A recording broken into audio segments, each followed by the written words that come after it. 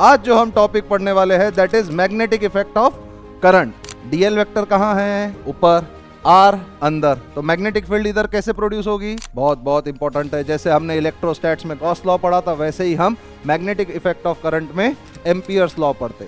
देखो, force velocity से perpendicular है और फोर्स मैग्नेटिक फील्ड से परपेंडिकुलर है, पर इन दोनों रिलेशन से ये कहीं नहीं कहा गया कि वेलोसिटी वेक्टर और मैग्नेटिक फील्ड वेक्टर परपेंडिकुलर है। एक चार्ज पार्टिकल के ऊपर फोर्स दोनों फील्ड के वजह से आएगा, electric field as well as magnetic field. तो नेट फोर्स आप कैसे लिखोगे? हेलो एवरीवन, क्या हालचाल, कैसे है सब बच्चों? सब बढ़िया? कैसी चालू है आप लोगों की तैयारी? एकदम जोरों शोरों से भीड़ के तैयारी करना है, क्योंकि हमारे पास अब बहुत कम दिन बाकी है। तो इसी के साथ मैं आपके लिए लेके आया हूं चीट सीरीज। तो ये सीरीज में आप देखोगे तो आपको हर एक टॉपिक के फॉर्मूला बेस्ड चीजें और उसका एक्सप्लेनेशन और हर एक टॉपिक का एक गो थ्रू रिवीजन आपको कम से कम समय में मिल जाएगा। सही है गलत?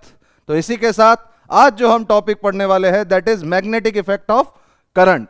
तो इस टॉपिक को जल्दी जल्दी स्टार्ट करते, और क्योंकि ये टॉपिक मैग्नेटिज्म के लिए बहुत इंपॉर्टेंट है तो इसको एकदम ध्यान से सुनना। सबसे पहली चीज, जो मैग्नेटिक फील्ड डिस्कवर हुई थी वो किसने की थी? ऑर्स्टेड ने। करेक्ट। ऑर्स्टेड ने कैसे की थी? क्योंकि आपको मालूम है कि करंट कैरिंग वायर न्यूट्रल होता है। करंट कैरिंग वायर कोई भी इलेक्ट्रिक फील्ड प्रोड्यूस नहीं करता, क्योंकि वो तो न्यूट्रल होता है। अगर करंट कैरिंग वायर न्यूट्रल है तो फिर कैसे डिफ्लेक्ट हुआ? नीडल वो मैग्नेटिक फील्ड कैसे प्रोड्यूस कर रही? तो उसके पास नीडल रख के उसने डिफ्लेक्शन शो किया, और डिफ्लेक्शन शो किया तो इससे पता चला कि भाई साहब current carrying wire magnetic field produce करती है। तो इसी के साथ वो कितनी मैग्नेटिक फील्ड प्रोड्यूस करती है ये किसने बताया? बायर्ट-सेवर्ट्स लॉ ने। तो क्या है, अगर ये करंट कैरिंग वायर है लेट से, और आर डिस्टेंस पे आपको मैग्नेटिक फील्ड निकालनी है, तो क्या है? Mu naught by 4 pi I dl cross r upon r cube. तो देखो, डीएल वेक्टर कहां है? ऊपर, आर अंदर। तो मैग्नेटिक फील्ड इधर कैसे प्रोड्यूस होगी? Inside the plane. क्योंकि डायरेक्शन ऑफ मैग्नेटिक फील्ड हम कैसे पता करेंगे? राइट हैंड थंब रूल से। डायरेक्शन ऑफ मैग्नेटिक फील्ड हम कैसे पता करेंगे? राइट हैंड थंब रूल से। तो इसका फॉर्मूला क्या है? Mu naught by 4 pi I dl cross r upon r cube. तो यहां पे डायरेक्शन ऑफ मैग्नेटिक फील्ड हम राइट हैंड थंब रूल से पता करेंगे। तो इसी के साथ अगर हम मैग्नेटिक फोर्स देखें करंट कैरिंग वायर से, तो उसके वजह से फोर्स क्या आएगा? जैसे अगर डीएफ वेक्टर को पता करना है तो आप बोलते आई डीएल क्रॉस बी। तो अगर आप एल वेक्टर को कांस्टेंट मान लेते तो आई डीएल क्रॉस बी। तो करंट कैरिंग वायर कितना अगर करंट कैरिंग वायर को आप मैग्नेटिक फील्ड में रख दो तो उस पर लगने वाला फोर्स का यही फॉर्मूला है। सही है गलत? अब इसका जो यूनिट होता है वो होता है टेस्ला। इसको वेबर पर मीटर स्क्वायर भी कहते। करेक्ट। और डायमेंशन है उसका m1 t-2 a-1। तो ये सबसे पहला फॉर्मूला है जो करंट कैरिंग वायर के वजह से जो मैग्नेटिक फील्ड प्रोड्यूस होती है उसका ये वाला फॉर्मूला है। करेक्ट। सेकंड चीज आता है कि अगर करंट कैरिंग वायर फाइनाइट है और स्ट्रेट है, करंट कैरिंग वायर फाइनाइट है और स्ट्रेट है, जैसे कि आई इस डायरेक्शन में गया और ये डिस्टेंस कितना है? आर। डिस्टेंस कितना है? आर। और ये है θ1 और ये है θ2। तो इसका फॉर्मूला क्या होगा? आप क्या करोगे? वायर के लाइन के डायरेक्शन के अलोंग थंब ले लोगे। वायर के लाइन, जैसे इस डायरेक्शन में करंट जा रहा है तो इस डायरेक्शन में थंब लोगे और आपकी फिंगर को आप रोटेट करोगे। जिस डायरेक्शन में भी फिंगर रोटेट होगी उसी डायरेक्शन में आपका मैग्नेटिक फील्ड का डायरेक्शन रहेगा। जिस भी डायरेक्शन में आपकी फिंगर रोटेट होगी उसी डायरेक्शन में आपके मैग्नेटिक फील्ड का डायरेक्शन रहेगा। तो इसका फॉर्मूला क्या है भाइयों? इसका फॉर्मूला है mu naught I upon 4 pi are sine θ1 plus sine θ2। अब जैसे दो एंड है, ये है अपर एंड, ये है अपर एंड, और ये है लोअर एंड, लोअर एंड। तो अब θ1 कब पॉजिटिव रहेगा? थीटा वन पॉजिटिव रहेगा जब अपर एंड का एंगल क्लॉकवाइज में मेजर हो, क्लॉकवाइज में मेजर हो। और ये कब पॉजिटिव रहेगा थीटा टू? जब एंटी क्लॉकवाइज में मेजर हो, जब एंटी क्लॉकवाइज में मेजर हो। तो इसका फॉर्मूला क्या है भाई लोगों? Mu naught I upon 4 pi are sine theta one plus sine theta two. Theta one कब पॉजिटिव है? जब अपर एंड का एंगल आप क्लॉकवाइज में मेजर कर रहे हैं। थीटा टू कब पॉजिटिव है? जब लोअर एंड का एंगल आप एंटी क्लॉकवाइज में मेजर कर रहे हैं। बोलो सही या गलत? ये फॉर्मूला वापस आपको समझा? वैसे ही अगर आप सेमी इनफाइनाइट वायर को कंसीडर करो, अरे सेमी इनफाइनाइट भी तो इनफाइनाइट ही वायर होता है कि नहीं? एक्चुअली सेमी इनफाइनाइट हम इसलिए बोलते क्योंकि यहां पे हमें एक एंड के बारे में पता है। सेमी इनफाइनाइट वायर हम इसलिए बोलते क्योंकि यहां पे हमें एक एंड के बारे में पता है। तो अगर ये एंड के बारे में पता हो तो आप लॉजिकली बात समझो, तो यहां पे जो थीटा वन है, थीटा वन 90 है और थीटा टू 0 है, क्योंकि इसका अपर एंड तो इन्फिनिटी पे और लोअर एंड यहीं है। तो जैसे ही आप साइन 90 की वैल्यू डालोगे 1 आएगा और ये 0 आ जाएगा। तो इसका फॉर्मूला क्या हो जाएगा? Mu naught I upon 4 pi r. इसका फॉर्मूला क्या हो जाएगा? Mu naught I upon 4 pi r, magnetic field due to semi infinite wire. अब दूसरा पॉइंट, इनफाइनाइट वायर के वजह से क्या हो जाएगा? थीटा वन भी 90 हो जाएगा और थीटा टू भी 90 हो जाएगा। तो sine 90 1, sine 90 1, 1 plus 1 2, 2 divide by 4 2। तो इसका फॉर्मूला क्या हो जाएगा? Mu naught I upon 2 pi r. इसका फॉर्मूला क्या हो जाएगा भाइयों? Mu naught I upon 2 pi r. बोलो सही या गलत? सबको समझ में आया कि नहीं आया भाइयों? पक्का? अब आता है magnetic field due to current carrying loop. अब कौन सा फॉर्मूला हमें सीखना है? ये सारे इंपॉर्टेंट फॉर्मूले अगर आपने एक एक फॉर्मूले को ढंग से पढ़ लिया तो मैं आपको बोल सकता कि जो भी क्वेश्चन बेसिक या उस मॉडरेट लेवल का आएगा वो तो आप ऐसे फड़ फड़ फड़ फड़ कर लोगे। सही है गलत? सही है। अगर magnetic field due to circular loop, जैसे करंट कैरिंग लूप, करेक्ट, तो करंट कैरिंग लूप के वजह से मैग्नेटिक फील्ड क्या होगी? हाँ, एक और पॉइंट आप देख लो, जैसे ये करंट कैरिंग वायर है, इनफाइनाइट वायर, मैग्नेटिक फील्ड कैसे प्रोड्यूस करेगा? ऐसे सिलेंड्रिकल, करेक्ट, क्योंकि ऐसे प्रोड्यूस करता है। इसकी जो मैग्नेटिक फील्ड रहती है वो सर्कुलर रहती है, correct. Magnetic field lines produced by infinite line current carrying wire is circular, कड़कड़ कड़कड़ कड़कड़ कड़कड़ कड़कड़ कड़कड़। सही है। वैसे ही आप देखोगे कि सर्कुलर लूप है, करंट कैरिंग लूप है, सर्कुलर लूप, तो इसके वजह से सेंटर पे जो मैग्नेटिक फील्ड रहेगी वो क्या रहेगी? Mu naught I bye 2r। Centre पे क्या रहेगी magnetic field? Mu naught I bye 2r। और सेंटर पे इसकी मैग्नेटिक फील्ड कैसे प्रोड्यूस होती है? जैसे मान लो ये करंट है, तो ये मैग्नेटिक फील्ड लाइन है, मैग्नेटिक फील्ड लाइन। आपको मालूम है ना, magnetic field lines always exist in close loops, correct. A straight line is a circle with infinite radius. आपको मालूम है ना, ये इस तरह से मैग्नेटिक फील्ड लाइंस प्रोड्यूस करता है। आपको मालूम है या नहीं मालूम है?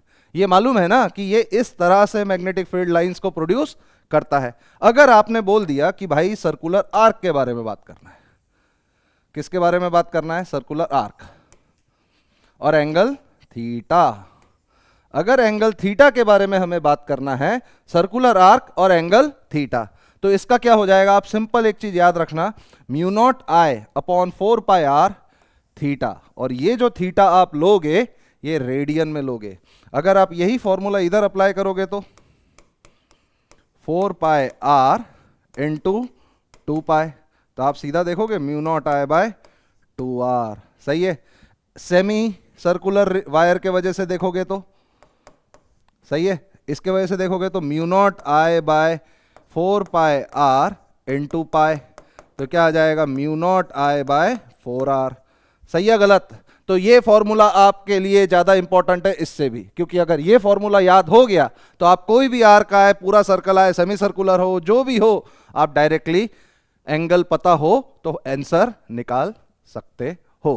वैसे ही अगर आप देखोगे on the axis of ring, on the axis of ring, तो on the axis of ring में अगर करंट कैरिंग वायर है ये सर्कुलर में, तो इसका जो फॉर्मूला होता है वो होता है mu naught I r square into n, क्योंकि एक लूप के वजह से अगर मैग्नेटिक फील्ड इतना है तो एन नंबर ऑफ लूप के वजह से इंटू एन। तो ये वाला फॉर्मूला याद रखना। ये फॉर्मूला कैसा है? Mu naught I r square upon 2 x square plus r square की पावर 3/2 इंटू एन। सही है? ये फॉर्मूले को इस तरह से, magnetic field due to one loop, it is magnetic field due to one loop, correct. और मैग्नेटिक फील्ड का डायरेक्शन अगर इधर है तो अलोंग द लूप हमेशा ही उसका डायरेक्शन इधर ही है, और सेंटर पे उसकी वैल्यू सबसे ज्यादा है mu naught I bye 2r। और जैसे जैसे आप दूर दूर जाओगे मैग्नेटिक फील्ड कम कम कम कम होते जाएगी। इलेक्ट्रिक फील्ड जैसा नहीं है कि इधर देखो तो इधर डायरेक्शन, इधर देखो तो इधर डायरेक्शन, नहीं, इधर हमेशा इधर ही डायरेक्शन है। तो इसका जब डायरेक्शन अगर सेम आ गया तो वो इधर है तो इधर ही रहेगा, उधर है तो उधर ही रहेगा। बोलो सही है गलत? रिंग के बारे में आप सब समझ गए भाइयों। अब आता है सोलेनॉइड। सोलेनॉइड कैसा दिखता है? ऐसा ही दिखता है। सही है गलत? अगर सोलेनॉइड को ऐसा दिखता है तो आप बोल सकते हैं एन लूप्स, और लेंथ कितना है? एल। तो ये जो स्मॉल एन है ना, ये है number of loops, number of loops per unit length.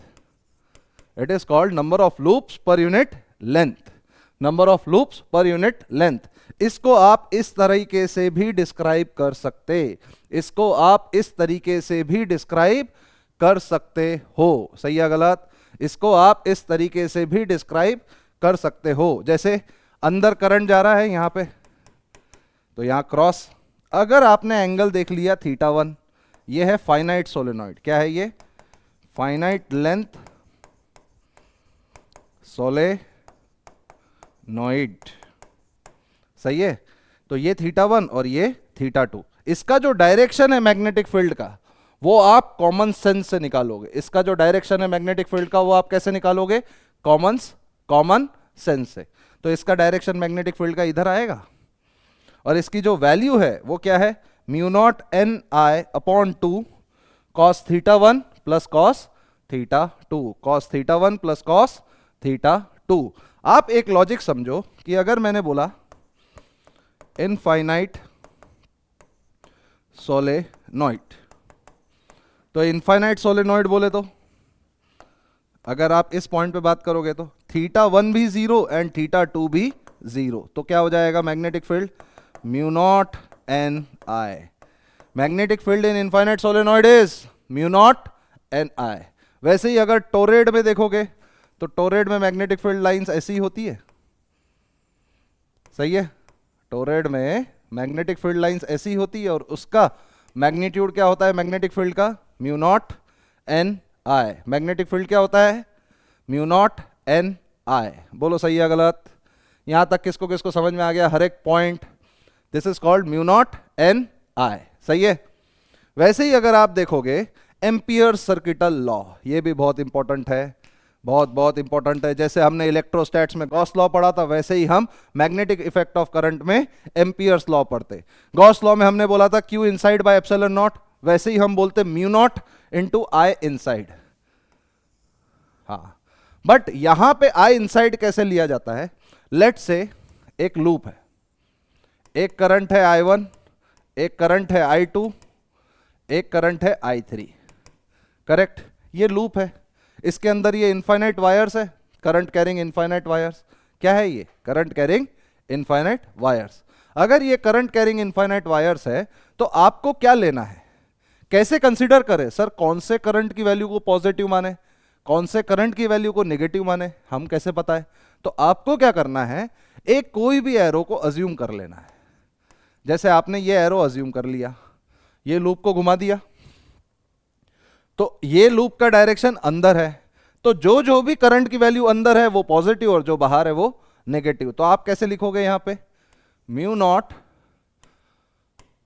I1 minus I2 minus I3, ये ऐसे लिखोगे। समझ में आया?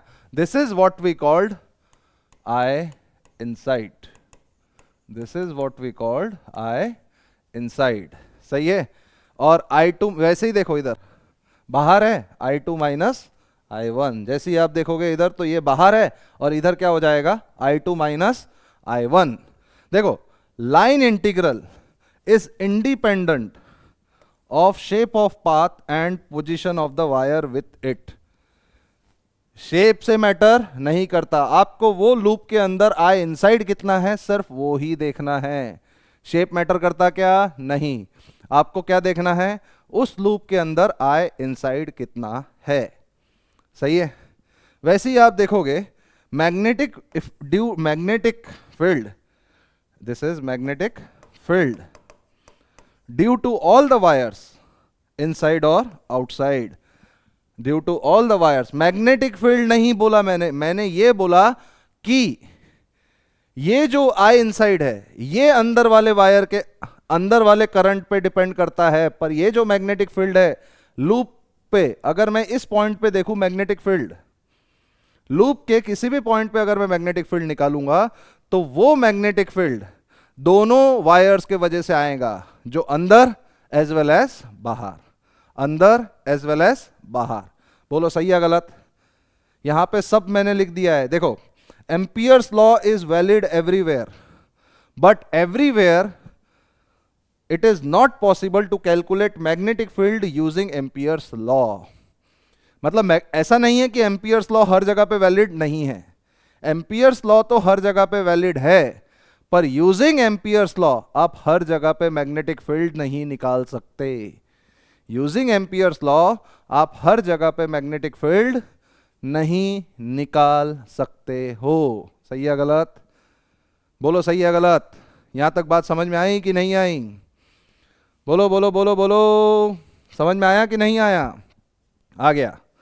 फिर आता है magnetic field due to infinite sheet. वहां पे अपन electric field due to infinite charge sheet निकालते थे, वो क्या आता था? Sigma by 2 epsilon naught, independent of distance. वैसे ही यहां पे magnetic field due to current carrying infinite sheet. सही है। Magnetic field due to current carrying infinite sheet, इसका जो फॉर्मूला है वो है half mu naught lambda. Lambda is lambda ampere per metre. इतना करंट पर मीटर ट्रेवल कर रहा है या पास हो रहा है, तो ये भी इंडिपेंडेंट ऑफ डिस्टेंस है। ये भी वैल्यू क्या है? इंडिपेंडेंट ऑफ डिस्टेंस है। आप देखो अगर आपको ये बात समझ में आती है तो आपको इतना भी समझना चाहिए कि कहीं पे भी हो, अगर आप यहां पे भी देख लो 2r डिस्टेंस पे, तो भी यहां पे मैग्नेटिक फील्ड का डायरेक्शन नीचे ही रहेगा और इसकी वैल्यू रहेगी lambda mu naught. Lambda mu naught by 2, इसकी वैल्यू क्या रहेगी? Lambda mu naught by 2।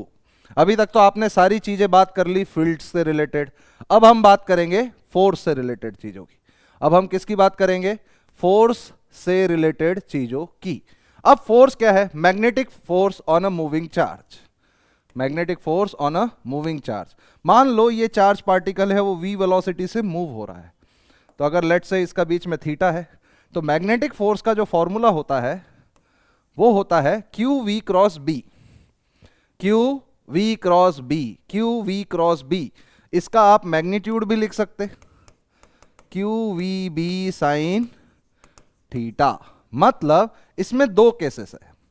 दो केसेस कैसे है? अगर थीटा 180 रहे, मतलब वेलोसिटी इधर, मैग्नेटिक फील्ड इधर, तो आप बोल सकते हैं कि फोर्स की वैल्यू 0 आ जाएगी, फर्स्ट केस।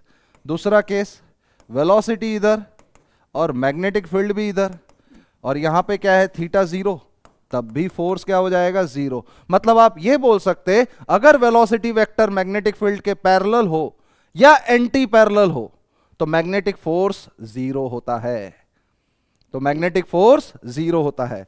तो हम यहां पे ये भी डिनोट कर सकते, आप देखोगे कि देखो, अब मैं एक चीज बताता हूं, जैसे ये है मैग्नेटिक फील्ड, आप ध्यान से देखना, ये है मैग्नेटिक फील्ड। समझ में आया? अगर ये मैग्नेटिक फील्ड है तो लॉजिकली क्या बोला गया है कि मैग्नेटिक फील्ड के अंदर चार्ज पार्टिकल को रेस्ट पे रखा गया है, पार्टिकल इज रिलीज्ड, और लेट से वेलोसिटी वेक्टर 0 है। तो आप सीधा ही बोल सकते हैं अगर v ही 0 है तो मैग्नेटिक फोर्स क्या होगा? 0। अगर v ही 0 है तो मैग्नेटिक फोर्स क्या होगा भाइयों? 0। सही या गलत? इससे तो यहां पे ये कंक्लूड हो गया है। अब उसने क्या बोला? Velocity vector is parallel to magnetic field vector, मतलब थीटा या तो 0 डिग्री हो और थीटा या तो 90 डिग्री हो। तो अगर ये दोनों वैल्यूज होती है तो मैग्नेटिक फोर्स क्या होता है? 0। मतलब अगर मैग्नेटिक फील्ड ऐसी है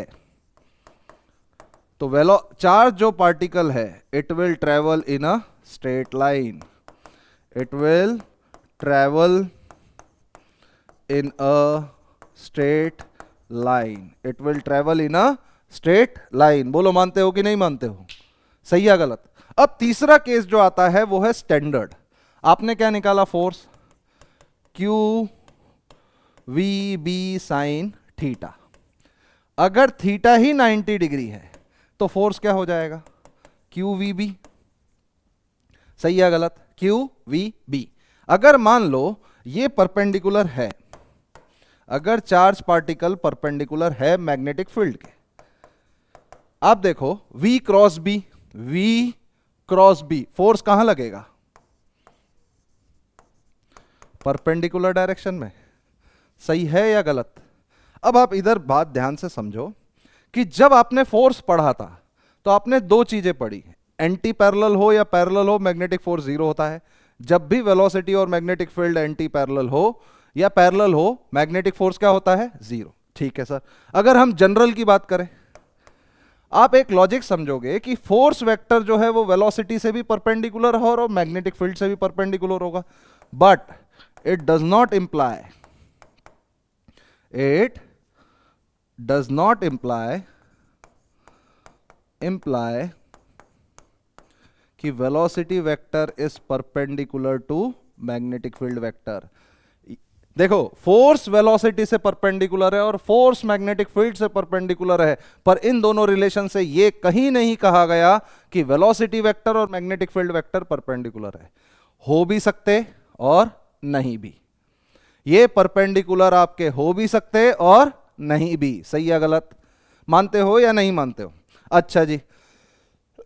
अगर ये वाला पॉइंट आप मानते हो तो आप ये देख सकते हैं कि वेलोसिटी से फोर्स परपेंडिकुलर है, मतलब इंस्टेंटेनियस डिस्प्लेसमेंट, थोड़े से डिस्प्लेसमेंट के लिए क्या फोर्स क्या है? थोड़े से डिस्प्लेसमेंट के से फोर्स परपेंडिकुलर होगा या नहीं होगा? छोटे से डिस्प्लेसमेंट के लिए फोर्स परपेंडिकुलर है, तो work done by magnetic force क्या होगा? 0। अगर यहां पे सिर्फ मैग्नेटिक फोर्स ही लग रहा है, यहां पे सिर्फ मैग्नेटिक फोर्स ही लग रहा है, तो उसके वजह से वर्क डन क्या होगा? 0। अगर work done is equal to change in kinetic energy, work energy theorem में आपने पढ़ा है। अब आप एक लॉजिक समझ लीजिए कि जब work done by magnetic force ही 0 है तो इसकी काइनेटिक एनर्जी चेंज नहीं होगी। इसका मतलब क्या होगा? स्पीड कांस्टेंट, मतलब मैग्नेटिक फोर्स पार्टिकल की स्पीड को चेंज नहीं करता है। ठीक है? मतलब आप जो भी चीज समझ लो, जो भी चीज समझो, मैग्नेटिक फोर्स भाई साहब हमेशा परपेंडिकुलर डायरेक्शन में ही लगेगा वेलोसिटी के। तो इससे आप कंक्लूड क्या कर सकते कि अगर फोर्स परपेंडिकुलर लग रहा है स्पीड के, वेलोसिटी के, और वो उसका डायरेक्शन ही सिर्फ चेंज कर रहा, मैग्नीट्यूड नहीं। मतलब मैग्नेटिक फोर्स करता क्या है? अगर किसी भी चीज पे फोर्स लग रहा है, किसी भी चीज पे अगर फोर्स लग रहा है तो इसका मतलब क्या है? उसकी वेलोसिटी चेंज होगी, पर यहां स्पीड कांस्टेंट है, तो इस वेलोसिटी का क्या चेंज होगा? सिर्फ डायरेक्शन। तो ये वाला जो पार्टिकल है वो कैसे मूव करेगा? वो मूव करेगा सर्कल में, और ये है आपका सेंट्रीपिटल फोर्स, ये है आपका सेंट्रीपिटल फोर्स। तो इसकी वैल्यू क्या हो जाएगी? mv² बाय आर, या तो m ओमेगा स्क्वायर आर। सही है गलत? तो आप एक लॉजिकली बात समझोगे। देखो यहां से अगर आप देखोगे q v b, is equal to m v square by r, तो v और v कैंसल, तो इसका रेडियस क्या हो जाएगा, m v by q b. और इसको सॉल्व करने के बाद आपको ओमेगा पता चल जाएगा। अब आप एक लॉजिकली एक और चीज भी समझ सकते कि v by r is equal to q b by m, और v बाय आर होता है ओमेगा। आप एक चीज समझो, ये जो टर्म ओमेगा है ये इंडिपेंडेंट ऑफ स्पीड है। ये जो टर्म ओमेगा है ये इंडिपेंडेंट ऑफ स्पीड है, इंडिपेंडेंट ऑफ स्पीड। अरे ये जो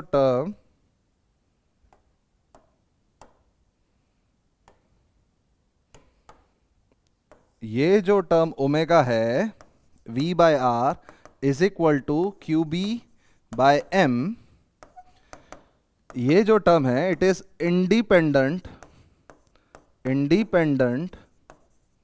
ऑफ v। सही है, v एंड r, मतलब ये सिर्फ v and independent of v and r। तो ये सिर्फ आप लॉजिकली बात समझोगे तो ये सिर्फ चार्ज, मास और मैग्नेटिक फील्ड पे प्रोड्यूस करता है और डिपेंड करता है। सही है। वैसे ही अगर आप टाइम पीरियड पे देखोगे तो 2 पाई बाय ओमेगा, तो आप देखोगे 2 पाई एम बाय क्यू बी, तो इससे क्या समझ में आया, ये भी इंडिपेंडेंट है।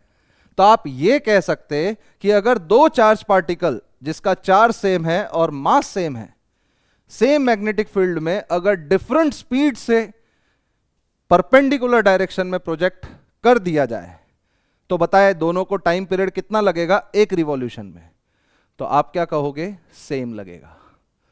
तो आप क्या कहोगे, दोनों को टाइम पीरियड जो लगेगा वो सेम लगेगा। दोनों को जो टाइम पीरियड लगेगा वो क्या लगेगा, सेम लगेगा, बिकॉज वो उनके स्पीड पे डिपेंड करता ही नहीं है। यहां तक ये बात समझ में आई कि नहीं आई? फोर्स भी आपको सब समझ में आ गया। फिर आप एक चीज समझ सकते कि जब भी चार्ज पार्टिकल परपेंडिकुलर डायरेक्शन में मूव होता है मैग्नेटिक फील्ड के, तो वो सर्कल में रोटेट होता है, तो वो सर्कल में रोटेट होता है। अगर आप एक लॉजिक समझो कि फोर्स परपेंडिकुलर है वेलोसिटी के, तो जो पावर होता है इंस्टेंटेनियस पावर वो जीरो होगा। तो power due to magnetic force on a charge particle is zero, and magnetic force can only change the direction of charge particle. Magnetic force can only change the direction of charge particle. आपने अभी theta क्या रखा, 0 रखा, 90 रखा, 180 रखा। सही है। ये तीनों केसेस के बारे में आपने सब पढ़ लिया है।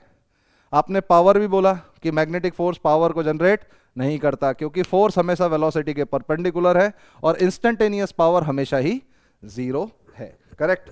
अगर लेट से मैग्नेटिक फील्ड ऐसी है, करेक्ट, और ये अगर चार्ज पार्टिकल है क्यू एम, तो ये वी वेक्टर है, लेट से वी वेक्टर है, और इसका एंगल कितना है, थीटा। अब आप एक चीज समझो, इसके दो कंपोनेंट है, एक है वी कॉस थीटा और एक है वी साइन थीटा। सही है गलत? अब ये वाला कंपोनेंट तो पैरेलल है मैग्नेटिक फील्ड के, मतलब चार्ज पार्टिकल इस डायरेक्शन में तो ये स्पीड से कांस्टेंटली मूव करेगा, चार्ज पार्टिकल ये स्पीड से इस डायरेक्शन में तो कांस्टेंटली मूव करेगा। अब ये कंपोनेंट जो है वो परपेंडिकुलर है मैग्नेटिक फील्ड के, तो ये कौन सा पाथ होगा, ये होगा हेलिकल पाथ। कौन सा पाथ होगा, हेलिकल पाथ। सही है गलत?